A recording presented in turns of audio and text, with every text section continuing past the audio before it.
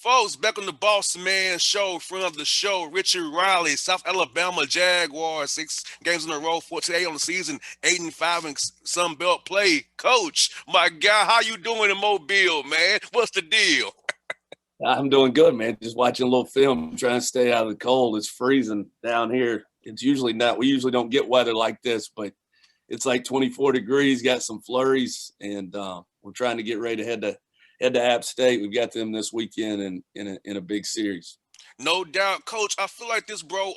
When you guys had Georgia State on the schedule, that postponement gave you a week off. I feel like that really you won a game pretty prior to that, but I feel like you won that game, got a little extra break and rejuvenated your guys to kind of work on you guys, and now you're on this winning streak, 8-5, top of the eastern part of the Sun Belt there. So tell us about that break, man. How you think it may spur you on to where you are today, man? Yeah, it was huge. We had a lot of growth during that time. We did some soul searching, to be honest. We were able to spend a ton of time with our guys and improve, from a skill standpoint, from instilling some values of what it takes to win. That's a huge part of it mentally, to be honest. All my teams usually play their best basketball down the stretch, because sometimes it takes a little bit longer to get them to understand the things that go into winning. And I give our kids all the credit in the world. They use that time to get better, and they were open to getting better. I think that's important too. They knew we needed to get better, and we worked incredibly hard. And since we came off that break, we've been playing our best basketball. But I think we can play better. I think there's still some mistakes that we're making, and I think there's still a lot of room for growth here down the stretch in the final 2 weeks of the regular season. And coach, also I feel like this, his whole COVID year, starting and stopping, having to start late and kind of not have games how you usually would have games. You played 22 games. That's not usually what you'll play come mid-February by now. So guys are still learning each other. It's a new team this year, of course. So I feel like that played into it as well. So like you said, that break and finding your rhythm, because we really want to peak in a few weeks here. We all know the Sun Belt's really a 1B league, so playing your best basketball in a couple of weeks now is what you really want to do. So it's all getting better while we're winning. It's a great thing to build on those character habits to get ready for that tournament here in March. Yeah, there's no question about that. We've had a wild year. I mean, we've had 2 or 3 guys opt out. A couple of guys that I felt like would be all league players.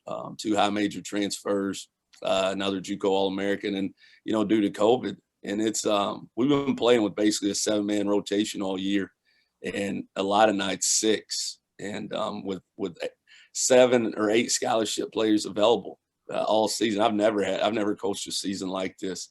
So our kids have really been forced to step up, and some of our young guys are having to play a lot more minutes and do a lot more things than we had planned on.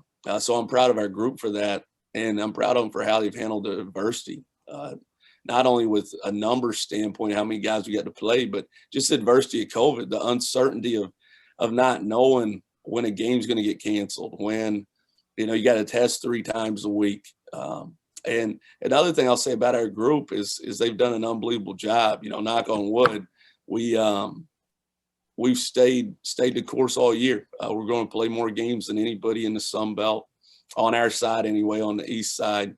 If everything stays on course. So I'm proud of our group, the maturity level they've shown, and we just gotta finish the right way, because it's going to be hard. We got a tough 2-week stretch here, and again, it starts this week at App State. They got a really good team, and we got to go down there and play a Friday, Saturday tilt, and that makes it hard. You play 2 games in less than 24 hours, and with a short bench, we've been forced to do that all year. And again, I credit our guys for their toughness and resiliency. I was going to ask you about that during the week.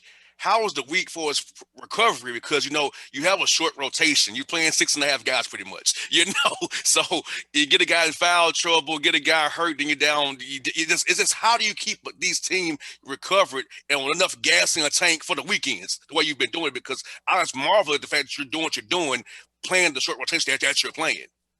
Thank you. I appreciate you saying that. We've had to have a strategic approach to what we do. We've had to, each week we start out. I kind of compare it to football. You know, you start out, you got one opponent. It's 2 games, but it's one opponent. So you start out and you got to do a lot of prep mentally. You know, that's my challenge for our guys throughout the week, is to be able to not only physically lock in, because we try to go a little bit lighter, so we have the legs and have the energy to finish on the weekends, but we test them a lot mentally, and they got to lock in and focus on game plan and strategy. And then we still got to get enough work in to stay sharp. So that's difficult too. But we've stuck with a plan, and it's been working for us. And our guys, we got a mature group of guys that go get treatment, they get in bed, they eat right.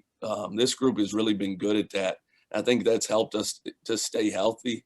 I think it's helped us to be able to conserve some energy, just because they're everyday habits. Our guys are really, really, this group, more than any group I've ever had, is really habit oriented. They do the same shooting routine every day. They do the same, eat a lot of the same meals. They go to bed at the same time most of the time.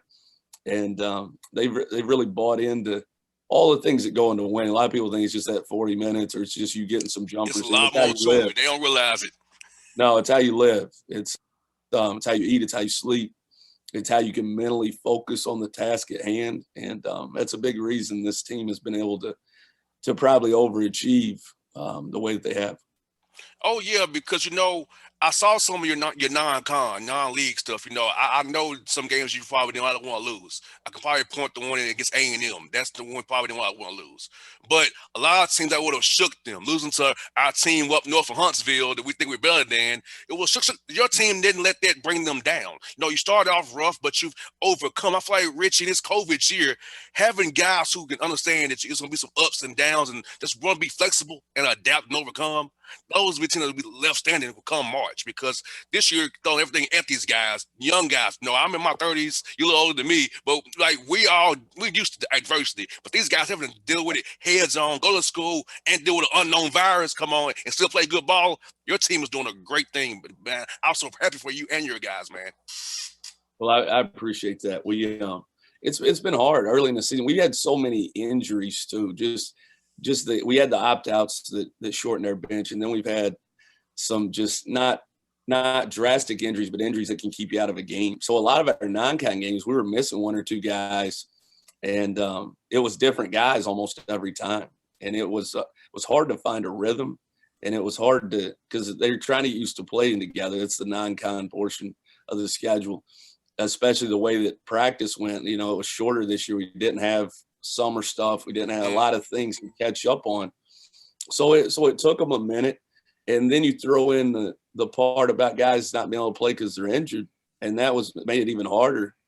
And our guys just found a way to get right, and again, I credit our kids, because half the battle with coaching is that your group understands where they are.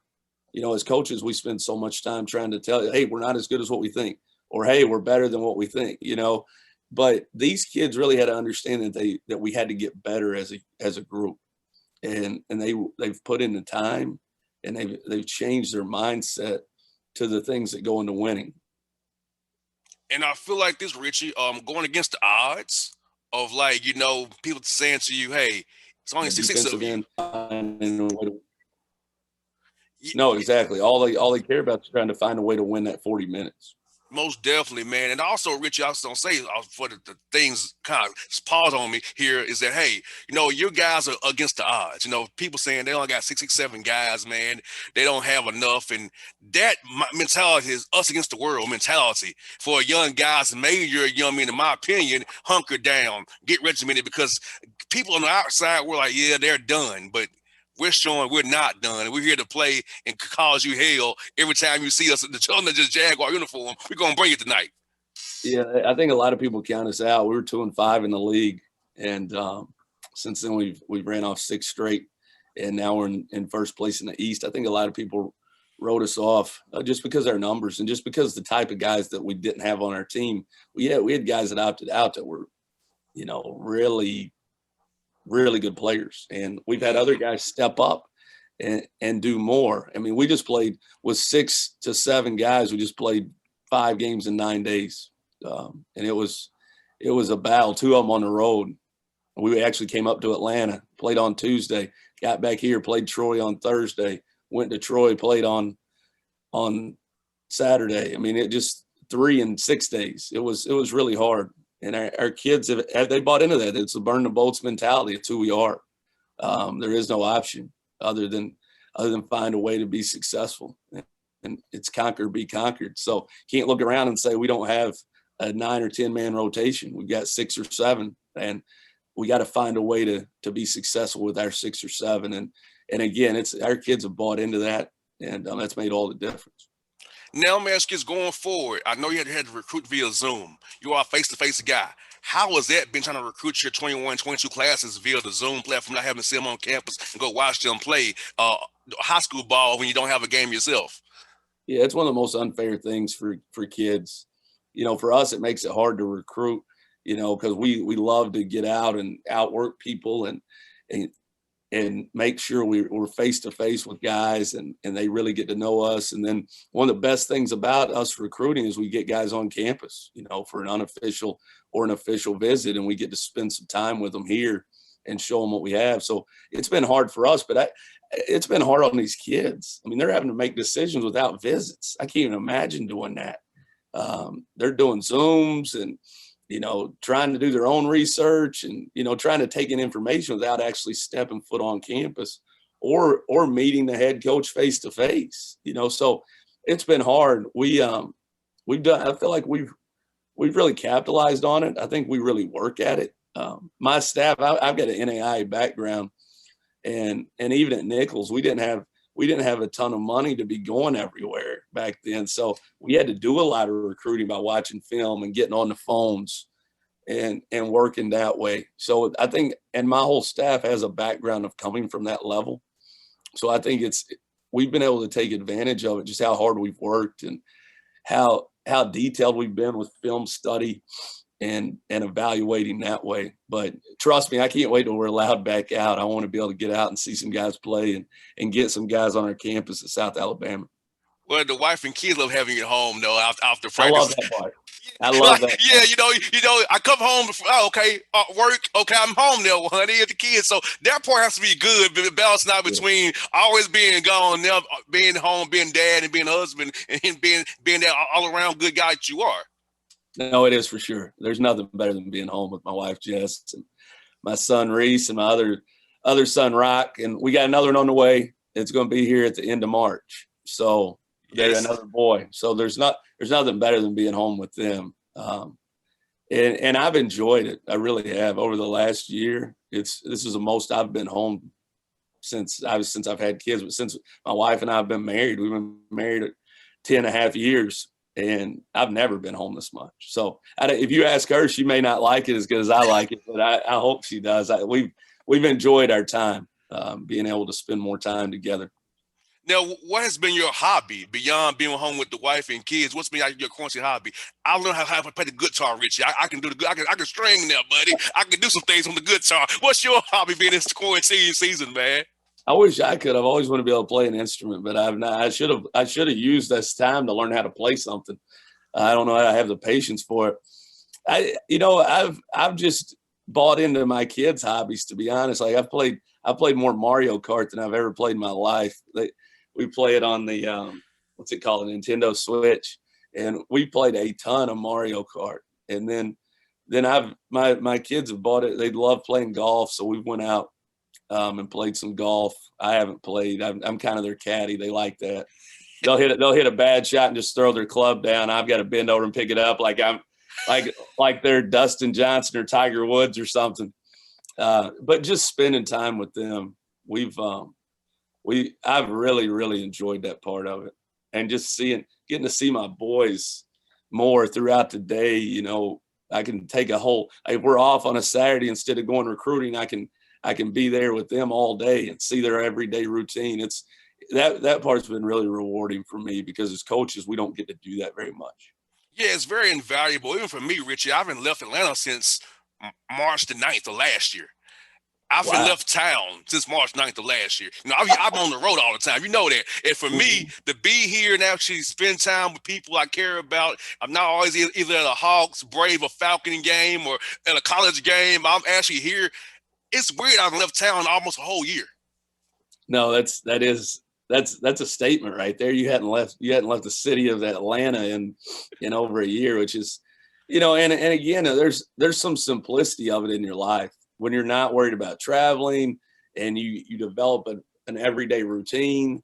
And there's a lot of good things that, this pandemic has been so tough on our country. Obviously the biggest thing is the death toll and the sickness, but also the mental part of it has been tough on people. It's been tough on young kids. It's been tough on everybody. But there are some things that you can look back on as we hopefully are getting out of it here in the next few months that have been positive. You spend more time with your family. I've learned to value things that I didn't before. Yes, same here. For granted. I've learned to value those things. I'll never take those things for granted anymore. Something as simple as being able to go recruit guys and get to know them and their family in person, and just everything. And so I think we can take some things out of the pandemic when it's over that can be helpful for people moving forward. Yeah, me for me balance in my life. That's be my thing is balance. Doing the show and traveling, I forget about the other part of my life, and I can do better at that. So now I have got to learn once we get out of this pandemic to balance my life out or beyond just the show, interviews, and out running around covering games. So that's gonna be my challenge. Let's go. I want to get out of here so bad, man, but I can't. No, Like I you're would go exactly saw right. you all play or go see Josh Patterson play, but I can't because of the restrictions you got to do with all virtual. I'm like, I'll just watch it on my phone. No, you're right. I hope that I'm glad that you said that. I hope that that's not a negative thing that comes out of this is people stop going to games and just watch it on their phone or their computer, because people have gotten so used to that. My wife's 8 months pregnant, and so with COVID and everything, we haven't been going to church.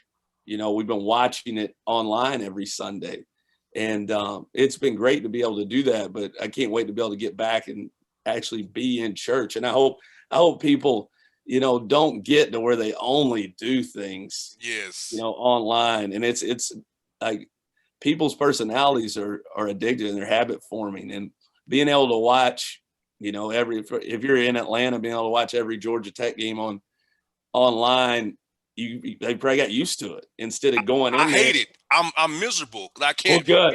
be be a McCamish. I want to be at the sports arena. I'm Yes. miserable that I can't go and see anybody. All my people I miss. I can't go see you all at the arena because when you come to town, I come see you all. So that's the part that sucks for me. I can't go see people I know and talk to on my show because of the pandemic. And I'm like, man, this sucks.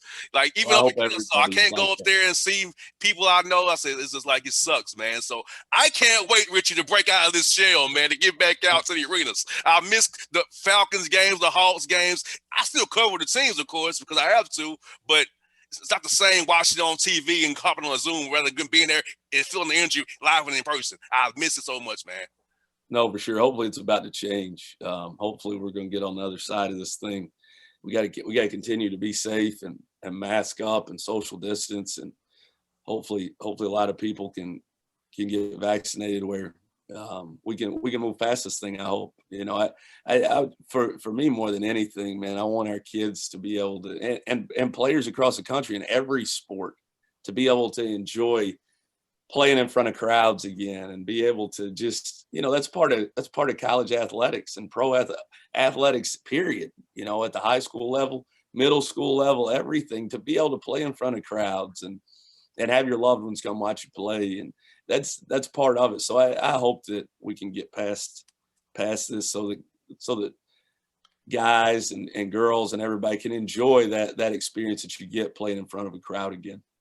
Well, Richard, wish you luck against Dustin Kern this weekend at App Stadium, and also Robin, they're coming to your place, man. So it's gonna be some great games next 2 weeks for you guys, man. I'll be looking for it. I'll be seeing what you guys do, man. You one of my favorite guys to talk to every year, my buddy. I I swear, I appreciate it. mean that. You've always had me on, man. I love your show, and I appreciate you always bringing me on, giving me a chance to talk. When we get out of this thing, man, you got to come see us in Mobile, okay? Hey, I missed you last time I was there. I got to catch you this time I'm in town. I got to make sure that happens, buddy, for sure. Yeah, we got to make it happen. All right, buddy. Hey, be safe, man. Talk to you soon, buddy. You too. All right.